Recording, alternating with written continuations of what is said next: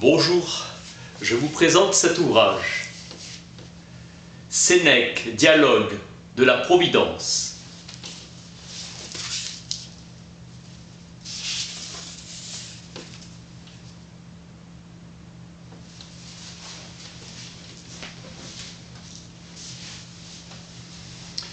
D'où vient qu'il arrive malheur aux hommes de bien? Lucilius Junior a posé la question à Sénèque. Qui est l'homme de bien? Il fera aucune allusion. Habitude du stoïcisme de s'élever au-dessus des cas individuels et de généraliser les problèmes. Disgrâce de Sénèque sous Néron ou sous sa condamnation à l'exil sous Claude en l'an 41. Il sera en exil pendant 7 ans en Corse. L'existence de la Providence est établie par prétérition. Évidence, comme dire « je n'ai pas besoin de vous dire que ». Les gens sont éprouvés en raison de la loi même qui fait d'eux des gens de bien. Soumission volontaire de l'homme de bien au malheur. Chaleureux dévouement de Lucilius à son égard durant son exil. L'homme de bien qui résiste au malheur est digne de le subir. Sénèque paraît embarrassé de l'objection qu'il réfute. Il soutient un paradoxe et il en a pleine conscience. Il séduira l'esprit par des habiletés d'écrivain, mais ne fondera pas de conviction. Contradiction quand il déclare que Dieu écarte des gens de bien les seuls véritables maux qui sont les vices et les passions, et que Dieu lui-même qualifie de maux la pauvreté, la douleur et la mort. Les gens de bien ont la force de les mépriser. Noblesse profonde de l'inspiration et de la pensée dans cette œuvre maîtresse de Sénèque. Certains considèrent la Providence comme incomplet, et il y a des erreurs de copistes faisant subir des altérations au texte.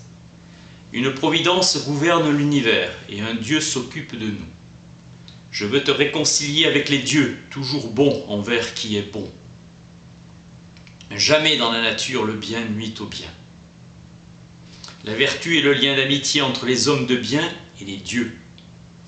Une amitié, une affinité, une parenté, car l'homme de bien diffère de Dieu que par la durée. Progéniture de ce sublime Créateur. Nous aimons la modestie et nous nous astreignons à une discipline austère alors que les méchants, à cœur joie nageant dans les délices, sont impudents. Dieu ne gâte pas l'homme de bien, il l'éprouve, l'endurcit et il le rend digne de lui. Rien de mal ne peut arriver à l'homme de bien. Sentir le mal, oui, mais en triompher, épreuve à sa taille. Sans adversaire, le courage s'étiole. Caton inébranlable au milieu de l'effondrement de la République. 2 gladiateurs luttant sont une paire, un couple chez les Romains. Les dieux voient avec une joie profonde les grands hommes courageux. Les prétendus malheurs sont loin d'être des maux réels. Ces événements sont profitables à ceux qui les atteignent. Il ne peut être malheureux. Démétrius, ami de Sénèque, disait « Je ne sais rien de plus infortuné qu'un homme qui n'a jamais eu de malheur. » Il n'a jamais pu s'éprouver. Un grand exemple ne naît que de la mauvaise fortune. Le feu avec Mucius Scaevola, la pauvreté avec Fabricius, l'exil avec Rutilius, la torture avec Régulus, le poison avec Socrate, le suicide avec Caton.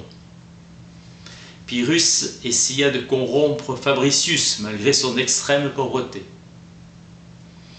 L'inimitié des grands et des puissants est terrible. Jouir d'un bonheur constant et traverser la vie sans une douleur, c'est ignorer une moitié de la réalité. Tu as traversé l'existence sans rencontrer d'adversaire, on ne saura pas de quoi ni toi-même tu étais capable. L'homme de cœur aime l'adversité. Le courage est avide de péril. Il songe au but qu'il se donne et non aux souffrances qui l'attendent. Les vrais guerriers s'enorgueillissent de leurs blessures. Dieu favorise les hommes qui exercent leur courage et leur énergie. Le vétéran voit sans émotion couler son sang. Dieu endurcit, éprouve, persécute ceux qui l'estiment et qui l'aiment. Ce sont les plus vaillants qui reçoivent les missions périlleuses.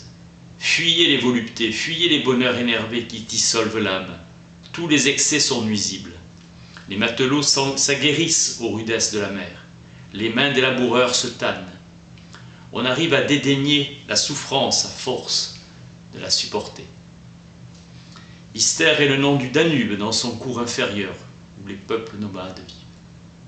Le but de Dieu, comme celui du sage, est de montrer que les objets des désirs et des craintes ne sont ni des biens ni des maux.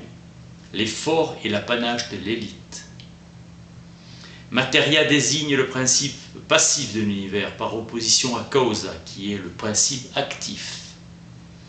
Supportez les épreuves vaillamment. Dieu est à l'abri des maux. Vous êtes aussi au-dessus d'eux. Méprisez la pauvreté. Nul ne vit aussi pauvre qu'il est né. Méprisez la douleur, elle disparaîtra, ou vous disparaîtrez. Méprisez la fortune, elle n'atteint pas l'âme. Sénèque fait l'apologie du suicide, hardiment placé dans la bouche de Dieu lui-même.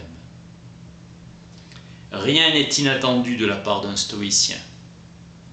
Portia se donnait la mort en avalant des charbons ardents.